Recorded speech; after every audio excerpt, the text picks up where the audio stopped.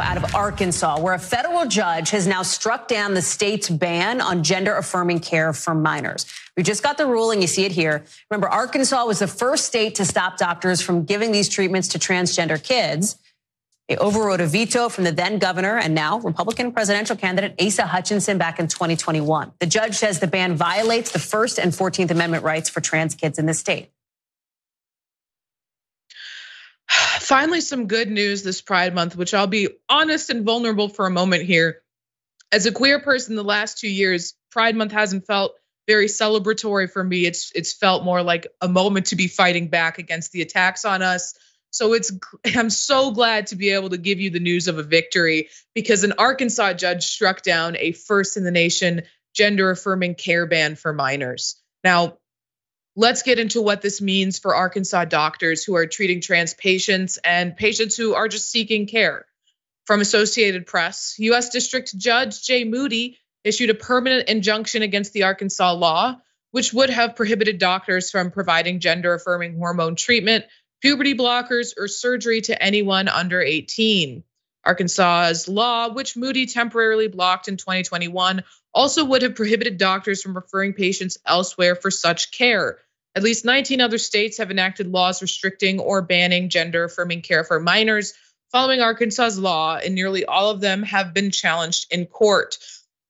Quickly, I need to say, if you block puberty blockers for minors, who the hell are puberty blockers even for? What good does a puberty blocker do if you have to wait till you're 18 and 99.999% of people who've already gone through puberty by age 18, they can't reap any benefit from it? It's absolutely absurd, particularly people who claim that that's a drug we don't know the effects of when it's been tested on cisgender children with precocious puberty as well as intersex children for decades upon decades. That one talking point from the right really sticks out to me as ignorant amongst a pool of their ignorant statements. But let's continue on, because this is good news right now and I don't need to be getting angry. This is the first federal court ruling on a categorical ban on gender-affirming care, which is following proceedings in Alabama, Florida, and Indiana, where those bans are still being challenged in court. Now, Judge Moody made his case really clear that he was arguing this on the evidence posed by blocking gender-affirming care.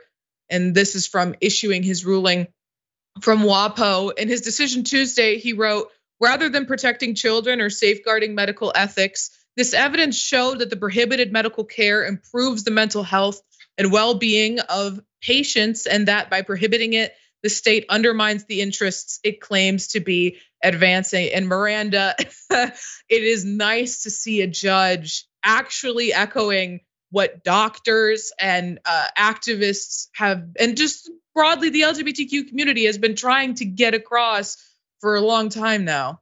Yeah, it's honestly a little shocking to win one for the LGBTQ community. And it feels almost strange to have some good news, because like you've been saying, within the LGBTQ community for the past couple of years, especially, we've been, Pride Month has been about fighting for rights that are being rolled back on us constantly. And so it's nice to see someone, at least, we have a long way to go, but it's nice to see someone pushing back against that, listening to doctors, listening to science.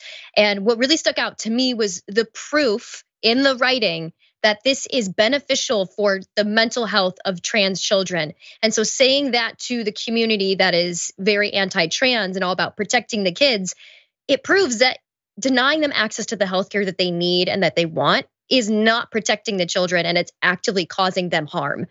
So that just proves that their side is about control and using culture war as a distraction against other issues instead of actually protecting children.